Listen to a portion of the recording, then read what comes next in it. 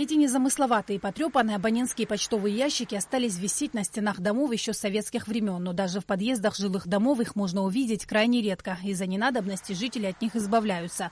Уже на протяжении 25 лет в эти ящички не попадал ни один конверт.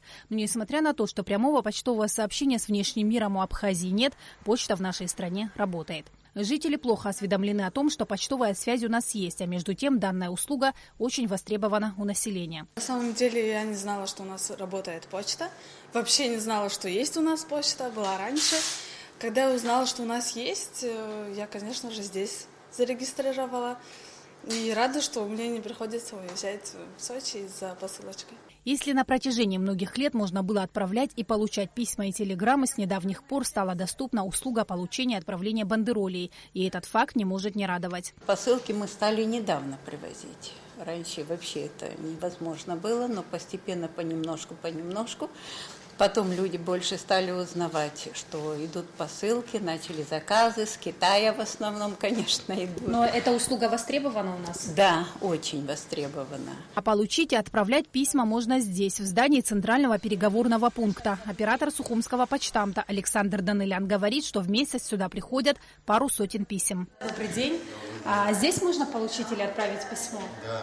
Я работаю в связи с 1985 года. Раньше очень много отправляли писем и посылок. Но сейчас тоже отправляют, но не так, как раньше. Но, может быть, люди не знают, что у нас почта работает? Да, в основном люди знают, но не так. Но все равно отправляют. Но есть... Спрос есть, да.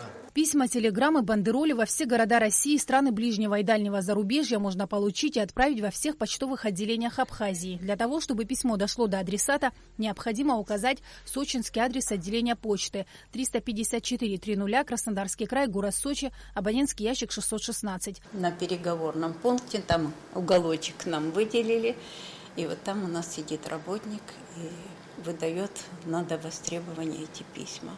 Ну, конечно, очень много людей не знают, что почта работает, не приходят за своими письмами.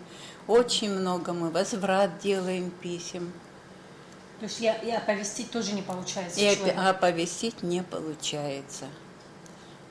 Работник, который там сидит, он старается через переговорное, значит, звонить, выяснить, проживает ли этот человек там.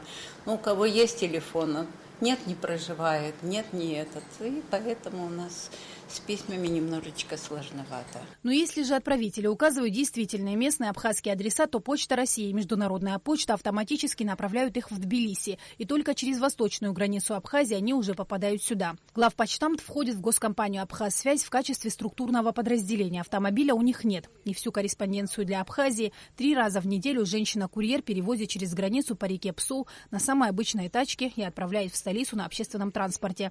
Уже здесь все сортируется и отправляется в другие города Абхазии. По Сухому работает 3 почтальона, еще несколько в районах. В их обязанности входит разносить письма и прессу, в основном по организациям. В работу почтальона входит доставка газет. Вот местное население подписку делает местных газет. Вот они доставку этих газет делают, но в основном, конечно, организации. Частным методом не получается у нас. Никто не будет подниматься на 5-й, на 10-й этаж, чтобы доставить газету.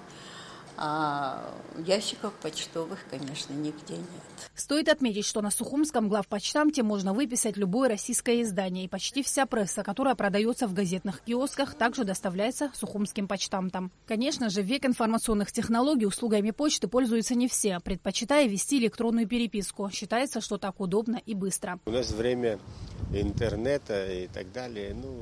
Написал там смс-ку или там позвонил. По-моему, почта у нас изживает себя. При всем при этом почтовое сообщение не теряет своей актуальности во всем мире. Деловую переписку ведут самые разные инстанции и организации. Причем документооборот не всегда осуществим через интернет. Нередко нужны оригиналы. Население нуждается в транспортировке грузов. Все еще издаются журналы и газеты, и люди хотят их получать, как и любую другую корреспонденцию. Сотрудники почтамта надеются, что в скором времени все-таки восстановят сгоревшее несколько лет назад здание Сухумского почтамта. Вместе с тем улучшится и качество обслуживания абонентов. Сима Аргун, Беслан Джанжоля, Абхазское телевидение.